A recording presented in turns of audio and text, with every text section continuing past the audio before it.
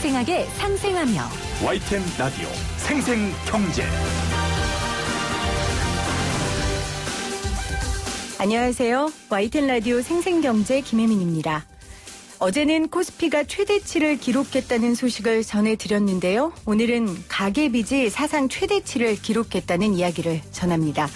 한국은행이 오늘 발표한 자료에 따르면 가계빚은 올해 9월 말 기준 1,682조 원으로 사상 최대치를 기록했습니다. 가계신용은 은행, 보험사, 공적 금융기관 등에서 받은 대출에 결제 전 카드 사용 금액까지 더한 포괄적인 것을 말하는데요. 정부에서 가계빚에 대한 걱정이 많아서 앞으로는 가계대출이 지금보다는 쉽지 않을 것으로 보입니다. 그럼에도 집값과 주식이 이렇게 올라간 상황에서 사람들은 비투를 멈추지 않겠죠. 그 사이 정말 대출이 필요한 분들은 대출을 받을 수 없게 됐고요. 코로나의 슬픈 역설입니다. 2020년 11월 24일 YTN 라디오 생생경제 지금 시작합니다.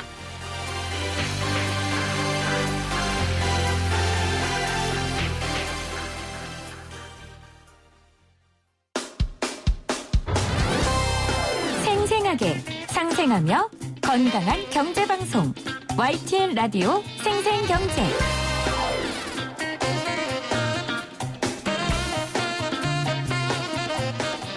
오늘 가장 뜨거운 경제 뉴스를 제일 생생하게 전해드리는 시간입니다. 코스피 지수가 어제 종가 기준 사상 최고치를 기록했습니다. 제가 앞서 코로나의 역설이라고 이야기를 했는데 다들 어려운 상황에 주식시장이 이렇게 활개치는 거 역시 코로나의 역설입니다. 우리 집, 우리 동네 가게는 꽁꽁 얼어붙는데 주식시장은 잘 되고 있어요. 올 들어 주식 상승률이 주요 20개국 가운데 우리나라가 두 번째로 높은 것으로 나타났습니다. 자본시장연구원 황세훈 연구위원 나오셨어요. 어서 오세요, 위원님. 네, 안녕하세요. 반갑습니다. 자, 어제 종가 기준 사상 최고치 기록한 거 보면서 무슨 생각하셨어요? 네, 코로나가 이렇게 사상 최고치를 경신하게 될 줄은 몰랐습니다. 사실 이제 주가가 계속해서 상승 가능성은 높다고는 봤었지만 네. 이렇게 빠른 속도로 사상 네. 최고치를 경신해 가기는 사실 예상하기 좀 어려운 부분이었거든요. 속도가 대단히 빠르다. 라고 평가를 해야 될 것 같고요. 따라서 이제 주가 상승 자체는 긍정적으로 평가할 수 있는 부분들이 많기는 한데 네. 속도가 다소간 조금 빠른 게 아니냐라는 우려는 이제 조금 지우기가 어렵고요. 이런 부분에 있어서 속도가 빠르다라는 말씀이 우리가 박스권에서 2018년부터 계속 있다가 지금 벗어난 거잖아요. 그 속도가 아니라 이 어려운 상황 속에서 너무 그렇죠. 짧은 기간에 네, 짧은 기간 안에 올라갔다는 사상 최고치를 거죠. 계속 이제 경신을 네. 하고 아마 오늘도 사상 최고치 경신 종가 기준으로 봤을 때 가능성이 꽤 있어 보이거든요. 이렇게 된다면 물론 이제 이유는 있습니다. 이제 경제 회복에 대한 기대감이 지금 굉장히 가파르게 상승하고 있고요. 네. 지금 계속해서 코로나 백신 얘기들 나오고 있잖아요. 그래서 12월 달에 이미 코로나 백신의 접종이 시작될 것이다. 라는 뉴스들이 나오고 있는 것을 보면 그러면 사실 많은 이제 경제학자들 또는 이제 시장 전문가들이 내년 하반기 정도에 본격적인 경기 회복세가 나타날 것이다라는 예상들이 많았는데 코로나 접종이 빨라지면 빨라질수록 그 경기 회복의 시기는 더 앞당겨질 가능성들이 그렇죠. 높단 말이에요.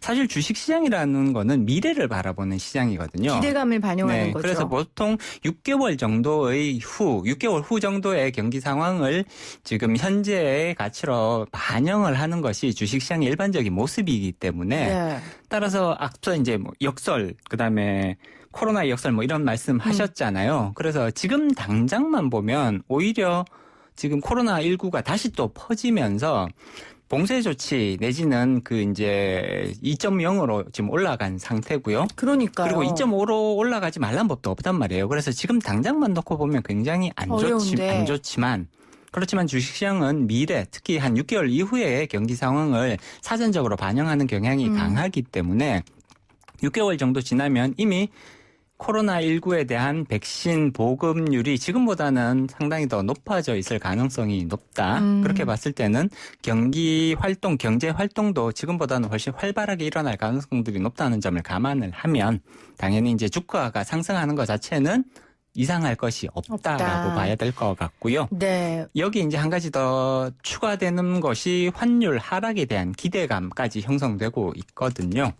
지금 우리나라 주식시장에서 굉장히 중요한 부분은 사실은 외국인 투자자들의 자금 유입이 얼마나 강하게 일어나느냐. 그렇죠. 사실 과거 오랜 기간 주가 상승에 가장 큰 영향력을 미쳤던 것이 사실 외국인 투자자들의 자금 유입이었거든요. 최근 들어서 외국인 투자자들의 자금 유입이 굉장히 강하게 형성되고 있는데 여기에 물론 당연히 경기 회복에 대한 기대가 반영되어 있죠. 그렇지만 추가적으로 환율 하락에 대한 기대감까지 반영되어 있습니다. 환율이 하락하게 되면 이제 주식 투자로부터 발생하는 수익 플러스 환차익까지 기대할 수가 있거든요. 이 환차익이 절대 무시할 수 없는 수준이기 때문에 이런 부분에 대한 기대가 커지면 당연히 외국인들의 자금 유입에 굉장히 긍정적인 영향을 미치게 되죠. 네. 지금 주식이 이렇게 계속 잘 되는 이유를 두 가지 정도로 짚어주셨는데 첫 번째가 이제 코로나 상황 어둠이 깊어지면 새벽이 온다는 말처럼 그렇습니다. 이제 많이 아팠다. 네, 우리 이제 많이 아팠다. 이제 먼동이 트기 네. 직전 사실 먼동이 트기 직전이 네. 가장 어둡습니다. 맞습니다. 근데 제가 기억나는 게 코로나 초기인데 뉴욕에 사망자가 제일 많았을 때 트럼프가 이제 우리 이제 회복될 것만 남았다. 그때 막 주가가 팍 올랐었거든요. 초반에. 뭐 그 뒤로 계속 어려움을 겪었지만 이제 그걸 한두 번 우리가 여러 번 겪었죠. 그러니까 또 백신 얘기까지 구체적으로 나오는 상황이라서 이번에는 코로나 상황이 좋아질 거라는 확실한 기대감을 주식에 반영된 거다. 그렇습니다. 이 말씀이시고 네. 또 하나는 환율 하락 이 변수가 지금 있기 때문에 우리나라 주식을 외국인 투자자들이 굉장히 많이 사고 있고 그것이 주가를 일으키는데 굉장히 중요한 요소가 됐다. 이렇게 얘기를 해 주셨어요. 미국 분위기도 좋은 것 같아요. 그렇습니다. 제니 델런 연준 의장이 바이든 행정부에서 재무장관에 지명이 됐는데 시장이 이 뉴스에 환호하더라고요. 그 이유는요?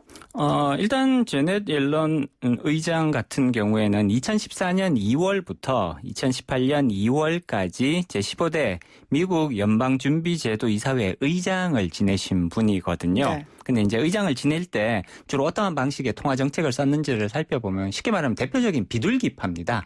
적극적으로 이제 통화 정책, 저금리를 유지를 하면서 통화 공급을 확대를 해서 경기가 활성화될 수 있도록 지원을 했던 가장 대표적인 인물 중에 하나거든요. 그리고 상당히 이제 시장 친화적인 그런 성향을 지닌 것으로 이제 평가를 받고 있습니다. 그렇기 때문에 이렇던 옐런 의장이 재무장관이 된다면 그러면 당연히 굉장히 시장 친화적인 재정 정책을 펼 가능성들이 높다. 그리고 경기 부양에도 조금 더 적극적으로 임할 가능성들이 높다라는 네. 부분들이 시장에서 이제 조금 환영을 받는 분위기라고 볼 수가 있고요. 그렇지만 이제 개인적으로 봤을 때 사실 이제 어제 뉴욕 주가 올랐단 말이에요.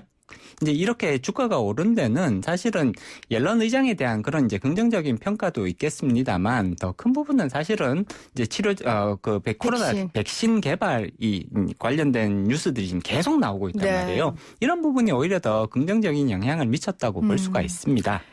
지금 앨런 의장이 통화 정책을 적극적으로 펼치고 저금리 기조를 이어가는 사람이다. 이렇게 얘기해 주셨는데 전문가들은 지금 워낙 금리가 낮으니까 미국 경기가 좋아지면 금리 올릴 건 너무 자명한 일이다. 그런 얘기를 하고 있잖아요.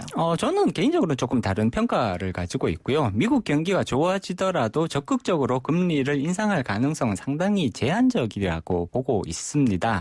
그리고 이제 그것을 결정적으로 알 수 있는 단서가 뭐냐 하면 연준의 통화 정책 기준이 평균 인플레이션 목표제로 바뀌었거든요. 그래서 예전 같았으면 인플레이션 이제 경제 활동이 활발해지면 수요가 늘어나면서 인플레이션이 상승을 한단 말이에요. 네. 그러면 인플레이션이 상승을 하면 이것이 가장 중요한 이제 방어 목표치였거든요. 그래서 인플레이션이 상승하면 거기에 대응해서 즉각적으로 통화 정책을 긴축으로 선회를 했던 것이 연준의 일반적인 태도였는데 이제는 인플레이션이 상승하더라도 평균 인플레이션을 보겠다는 거거든요. 그래서 과거에 목표보다 한참 낮은 수준에서 인플레이션이 유지가 되었다면 현재의 목표보다 더 높은 인플레이션이 나타나더라도 이 과거랑 평균을 하면 여전히 목표치, 평균값으로 보면 목표치에 부합하는 수준이다. 이렇게 된다면 굳이 통화 정책을 긴축으로 선회하지 않겠다라는 게 연준의 기본적인 입장이거든요. 이게 최근에 바뀐 거기 때문에 따라서 인플레이션이 경제 활동의 증가로 인해서 높아진다고 하더라도 당장 통화 정책이 지금 제로금리 정책이지만 제로금리 정책에서 기준금리를 즉각 인상하는 정책으로 바뀔 가능성은 상당히 낮다고 평가를 해야 될 것 같고요. 네. 최소한 2022년 말까지는 제로금리 정책이 유지될 가능성을 훨씬 더 높게 예상을 해볼 수 있습니다. 사실 금융위기보다 더 어려운 상황이라고 우리가 진단하고 있고 뭐 바닥을 치다 못해 지하를 파고 지금 내려간 상황이잖아요. 세계 모든 경기가. 네, 그렇습니다. 그러니까 이제 어느 정도 회복할 때까지 시간도 걸리고 그때까지 기다려주는 그 텀이 더 길어질 거라는 거죠. 그렇습니다. 금리를 오르는 일단 경제 충격 정도를 살펴보면 네. 코로나19는 2008년에 우리가 글로벌 금융 위기를 겪었단 말이에요. 굉장히 큰 충격이었는데 코로나19가 가져온 충격은 글로벌 금융 위기보다 훨씬 더 크다라는 평가가 지배적이고요. 그렇기 때문에 우리가 코로나19 충격에서 벗어나서 코로나19 이전의 경제 상태로 되돌아가는데 네. 생각보다 많은 시간이 걸릴 가능성들이 높다. 최소한 2021년 연말까지 가더라도 코로나19 이전의 경제 상황으로 완전히 회복하는 것은 어려울 것이다 라고 예상을 하고 있거든요. 그렇기 때문에 미국 연준도 급격하게 기준금리 정책을 변경할 가능성은 거의 없어 보인다라는 거죠. 우리 역시 마찬가지고요. 네네, 그렇습니다. 한국은행도 지금 우리나라 기준금리는 0.5%잖아요. 당연히 올해 연말까지 0.5% 가는 거고요. 기준금리는 연준이 기준금리를 인상하지 않는 이상은 우리나라 한은이 선제적으로 기준금리를 인상할 가능성은 거의 없어 보인다고 말씀드릴 수 있습니다. 알겠습니다. 제가 왜 금리에 예민하냐면 앞에 제 얘기를 했네요. 가계비. 네네. 가계빈 얘기를 해서 사실 가계빚은 금리하고 굉장히 밀접하게 영향이 있기 때문에 그렇습니다. 이게 금리가 상승하게 되면 사실 우리나라 지금 가계 부채가 엄청난 그럼요. 수준이거든요. 네. 우리나라 경제 구조에서 가장 취약한 부분이 지금 이제 가계 부채라고 인식되고 있는데 금리가 인상되게 되면 이것이 급격하게 문제가 나빠질 수 있는 그렇습니다. 위험성을 가지고 있죠. 알겠습니다. 지금 그러면 미국 같은 경우에 지금 백신으로 막 시장에 생기가 들어가 있는 상황이니까 백신 관련 주들이 좋습니까? 아니면 우리가 늘 전통적으로 미국에서 좋은 뭐 테슬라 뭐 이런 기술주들이 좋습니까? 지금 상황. 일단 테슬라는 현재 대단히 좋은 모습을 보이고 있다고 말씀드릴 수 있을 것 같고요. 미국 이제 S&P 500 지수라는 것이 있거든요. 근데 이전까지는 테슬라가 굉장히 잘 나가는 종목이었지만 S&P 500 지수에 편입이 안 되어 있는 상황이었거든요. 그렇지만 12월 달에 S&P 500 지수에 편입될 가능성이 지금 거의 확실해 보이고요. 그렇게 이제 이런 기대가 있기 때문에 S&P 테슬라 주식을 살려는 기관 투자자들이 굉장히 많아지고 있습니다. 그러다 보니까 테슬라는 굉장히 가파른 지금 주가 상승을 보여주고 있고요. 따라서 이제 테슬라로 대표되는 기술주들에 대한 기대감은 오히려 조금 이제 강화되는 추세에 있다라고 볼 수가 있습니다. 자, 그렇다면 우리나라 이야기 조금 더 구체적으로 해보면 외국인들의 바이코리아 지금 계속되고 있어요. 외국인들이 어떤 종목들 많이 샀습니까? 일단 외국인들이 산 종목을 살펴보면 이제 내년에 특히 이제 내년 상반기 근처에부터 이제 경기 회복세가 본격적으로 이제 시작될 걸로 예상이 됩니다. 글로벌 경기가 이제 좋아진다라는 의미잖아요. 이렇게 되면 우리나라 경제 전체에 긍정적인 영향을 미치게 되는데 특히나 어디가 더 많은 영향을 받냐면 수출 기업들이잖아요. 그렇겠죠. 수출을 많이 하는 기업들이 특히나 더 많은 수혜를 받을 가능성들이 높습니다. 우리는 수출에 대한 의존도가 굉장히 높은 국가고요. 수출이라는 것이 결국 글로벌 경기 회복에 굉장히 크게 영향을 받습니다. 그리고 우리가 가장 많이 수출을 하는 제품이 사실상 반도체거든요. 그래서 외국인들이 무슨 종목을 많이 샀나 들여다봤더니 역시나 반도체 관련 종목을 적극적으로 순매수하고 있습니다. 외국인들이 지난 10월 이후에 이제 순매수세를 계속해서 이제 강화시켜 오고 있는데요. 이러한 순매수가 집중되었던 종목들은 결국은 우리나라 수출 기업들, 특히나 반도체 관련 업종에 있는 수출 기업들을 중심으로 해서 순매수세를 강화를 시켜왔고요. 이런 종목들의 주가 상승세가 상대적으로 더 뚜렷하게 나타나고 있는 것 같습니다. 코로나 수혜주로 분류됐던 주들 있잖아요. 뭐 진단키트주, 마스크, 손소독제 이런 소모품 관련 주들은 시장에서 좀 어떻습니까? 일단 당분간은 이제 소외되는 분위기 쪽으로 갈 가능성들이 높다고 봐야 될 것 같죠. 이제 코로나19에 대한 백신 그리고 이제 백신뿐만이 아니라 이제 치료제들도 이제 등장하기 시작했거든요. 네. 다시 말해서 이제 코로나19로부터 발생했던 이 어마어마한 충격들 조금씩 이제 벗어나는 단계로 넘어가고 있다라는 의미인 거고요. 그렇게 된다면 물론 당분간은 마스크 열심히 더 써야 되고요. 손소독제 열심히 발라야겠지만 그럼요. 이게 예를 들어서 6개월 후에는 어떤 모습일 거냐.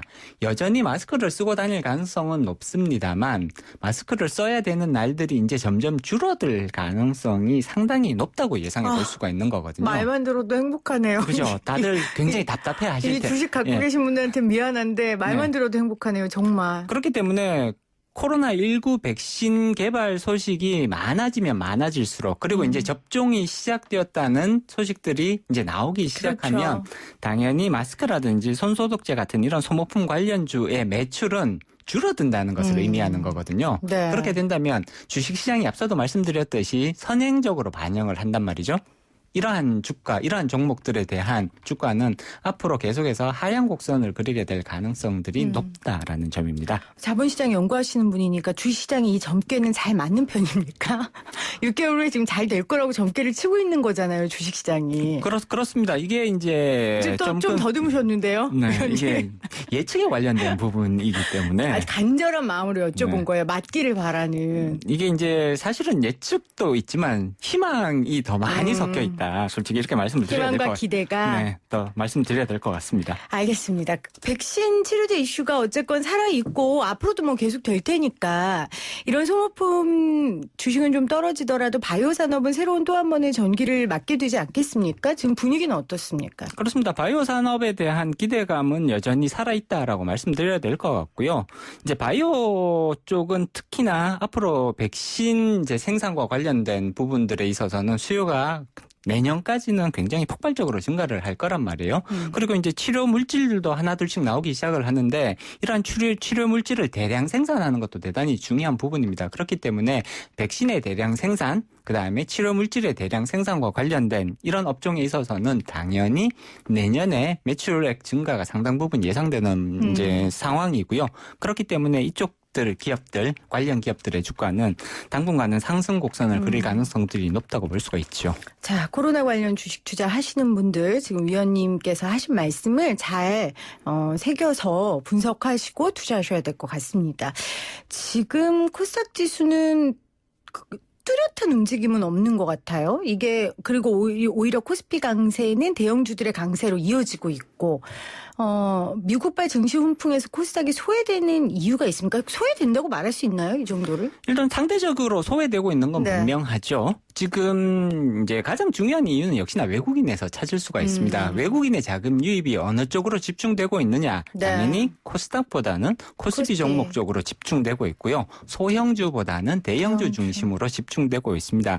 외국인들이 이제 우리나라 이제 기업들 사들일 때 투자를 하게 될 때 당연히 조금 더 많이 알려지고 안정성이 있고 시장에 이제 좀 쉽게 말하면 재무적으로 조금 안정되어 있는 그런 기업들을 우선적으로 해서 자금 유입이 이루어지는 경향들이 있거든요. 그렇기 때문에 특히나 자금 유입이 이제 초기에 확대되는 시기에는 소형주보다는 당연히 대형주 중심으로 자금 유입이 일어나는 거고요. 그리고 특히나 업종 대표주 중심으로 자금 유입이 일어나게 됩니다. 그런데 이제 이런 시기가 이제 지나고 나서 조금 더 시간이 지나고 나면 이런 효과들이 쉽게 말하면 대형주들이 충분히 올랐다라고 판단이 되면 이제 낙수 효과 같은 것들이 일어나게 되거든요. 그래서 대형주 중심의 가격 상승이 일어나고요. 그 이후에 관련주들 그러니까 이제 순환매가 이제 조금 시차를 두고 발생을 하는 거죠. 그렇기 때문에 현재의 상황에서 코스닥 시장보다 코스피 시장이 더 가격 상승이 뚜렷한 것은 전혀 이상한 모습들이 아니다. 외국인들의 자금 유입이 일어날 때 아주 전형적인 패턴인 거고요. 이런 부분들이 어느 정도 이제 일단락되면 이제 순환매 장세로 넘어갈 가능성들이 높다고 볼 수 있는 거죠. 주식 투자하시는 분들은 지금 나눈 이야기가 너무 당연한 얘기 같겠지만 저와 주알못들은 이런 흐름의 변화들이 굉장히 낯설고 새롭거든요. 그래서 위원님께 다시 한번 좀 여쭤봤습니다. 그러니까 코스닥의 훈풍이 불고 코스피의 훈풍이 불고 대형주들이 충분히 오른 다음에 코스닥도 오를 수 있다. 오를 것이다. 이렇게 예상해 주셨어요. 들어보니까 결국 외국인 투자자들이 키를 쥐고 있는 것 같아요. 뭐 달러의 반등을 쫓아서 국내 증시로 유입된 외국인 자금이 또 원달러 환율 상승에 한계가 있으니까 우리 주가 상승에도 한계가 있다라고도 말할 수 있는 게 아닐까 싶은데 이건 어떻게 보세요? 일단 이번에는 조금 더 추가적인 주가 상승이 가능하지 않을까라고 예상을 하고 있습니다. 네. 물론 이제 여전히 실물 경기와 주가 간의 괴리가 뭐 꽤 있어 보인다. 이제 일부 업종, 일부 이제 기업들을 제외를 하면 여전히 기업 실적은 조금 안 좋은 상황에 머무르고 있거든요. 어려움을 겪는 기업들 아직 대단히 많이 있고요. 많죠. 그렇기 때문에 주가만 너무 이제 실물 경기에 비해서 앞서가고 있는 것이 아니냐라는 우려는 분명히 제기가 되고 있죠. 그리고 말씀하셨듯이 환율이 지금 하락하고 있는데 이런 것들이 외국인의 자금 유입을 부추기는 요소가 되지만 환율이 하락하는 것도 이게 한계가 있지 않느냐. 그러면 외국인 환율 하락이 일단락되면 외국인의 자금 유입도 멈춰지는 것이 아니냐. 당연히 이제 이렇게 생각해 볼 수가 있는 것입니다. 그렇지만 현재의 주가 상승세는 이제 내년 상반기 근처까지 계속해서 이어질 가능성을 저는 개인적으로는 더 높게 예상을 하고 있고요. 그리고 이런 것들이 지금 특히나 이제 그러니까 개인 투자자들을 중심으로 해서 보면 주식 시장의 참여가 굉장히 활발해지고 있거든요. 물론 이제 3월달, 4월달 동학 개미 운동들이 나타나면서 투자자가 대거 유입하는 현상들이 나타났지만 최근 들어서 이제 부동산에 관련된 규제들이 굉장히 강화가 되면서 오히려 젊은 층을 중심으로 해서 쉽게 말해서 주식 시장만이 살 길이다. 뭐 이렇게 말씀하시는 분들이 많아지고 있거든요. 그렇기 때문에 우리나라 가계 자산 중에 부동산 비중이 이제 지나치게 높았던 것이 과거의 현실인데 이런 것들이 금융자산의 비중이 증가하는 그런 중요한 계기로 작용하게 되지 않을까라는 기대를 가지고 있고요. 그렇게 된다면 사실 우리나라 주식시장의 고질적인 문제, 코리아 디스카운트 이것이 일정 부분 해소하는데 이런 이제 금융자산 확대가 이제 영향을 미치면서 이런 주가 상승의 모습은 내년 상반기까지 이어질 가능성도 충분히 우리가 예상해 볼 수가 있습니다. 네, 내년 상반기까지 주가 상승은 기대해 볼 만하다라고 정리해 주셨습니다. 지금까지 자본시장연구원 황세훈 연구위원과 인터뷰 나눠봤습니다. 고맙습니다. 네, 고맙습니다.